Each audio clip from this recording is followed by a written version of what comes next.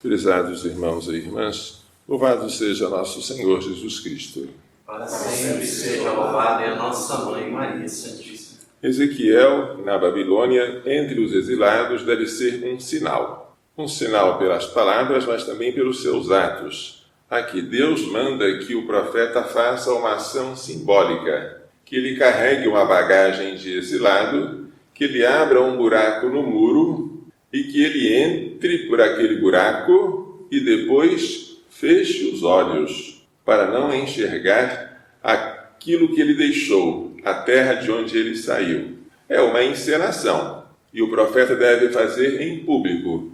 E o povo vai perguntar: o que significa isso? Então o profeta dirá: eu sou um sinal para vós. Como eu fiz, assim será feito com eles. Irão cativos para o exílio, ou seja, os que ainda restaram em Jerusalém e que estão sob a autoridade de Sedecias, que Nabucodonosor constituiu como rei no lugar de Joaquim, que foi levado para o exílio. Sedecias, que seria vassalo de Nabucodonosor, mas está querendo se rebelar contra ele.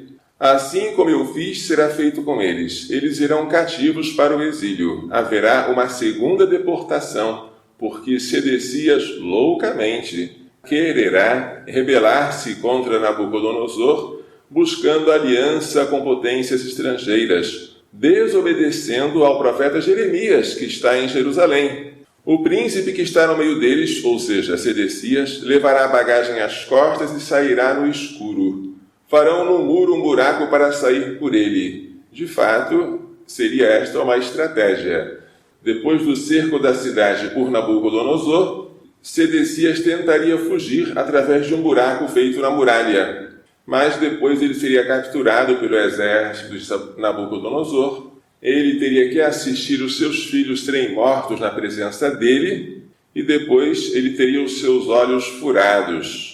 Talvez por isso é que diga que o príncipe cobrirá o rosto para não ver com seus olhos o seu país. Isto deve significar a cegueira do rei Sedecias. Tudo isso fruto da perseverança no pecado daqueles que ficaram em Jerusalém.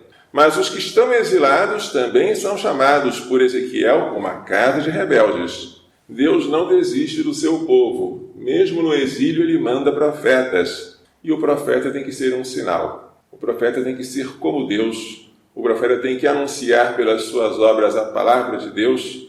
E daqui a pouco nós veremos até que ponto virá esta missão de sinal de Deus, quando Ezequiel terá que perder a sua própria esposa. Mas isso já é uma outra história.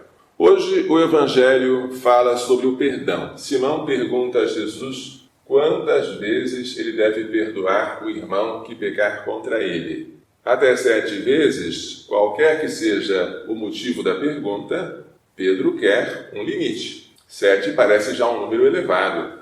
E Jesus, contrariando Pedro, diz 70 vezes 7 vezes. Há pessoas que se orgulham de não aceitar ser ofendidos nenhuma vez, ou no máximo 2, na terceira chega.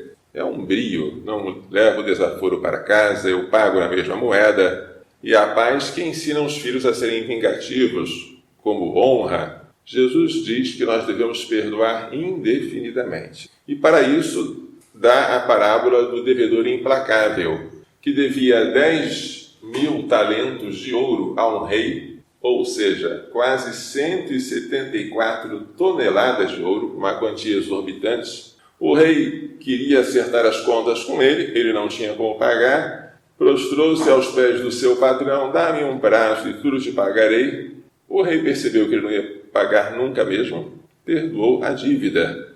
Embora ele devesse, para saldar a dívida, ser preso, como era o costume da época, assim como toda a sua família, sua mulher e os seus filhos seriam vendidos como escravos, mas o rei perdoou. Mal ele foi perdoado, foi encontrar um seu companheiro de servidão, súdito do mesmo rei, que lhe devia 100 denários, 30 gramas de ouro, mais ou menos. Uma ninharia comparada com a dívida daquele súdito ao seu rei.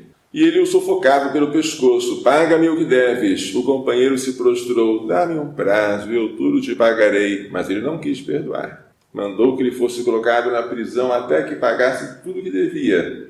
Quando o rei soube disso, mandou chamar aquele servo mau, perverso. Eu te perdoei toda a dívida, porque me suplicaste. Por que não tiveste misericórdia do teu irmão, como eu tive misericórdia de ti? E ele mandou entregar aquele devedor mau, aquele servo implacável, aos torturadores, até que pagasse toda a dívida. Quem não exerce misericórdia, não obterá misericórdia.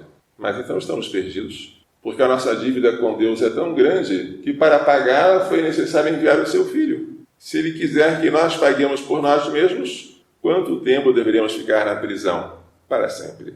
Ou seja, o inferno está garantido para quem não perdoa o seu próximo. É assim que meu Pai que está no céu fará convosco, se cada um não perdoar de coração seu irmão. Um perdão cordial e ilimitado. É um mandamento. E nós, se não cumprirmos tal mandamento, não devemos alimentar esperança de salvação. Que Maria Santíssima, Mãe de Misericórdia, nos faça entender e pôr em prática as lições desta liturgia. Louvado seja nosso Senhor Jesus Cristo. Para sempre seja louvado e a nossa Mãe Maria.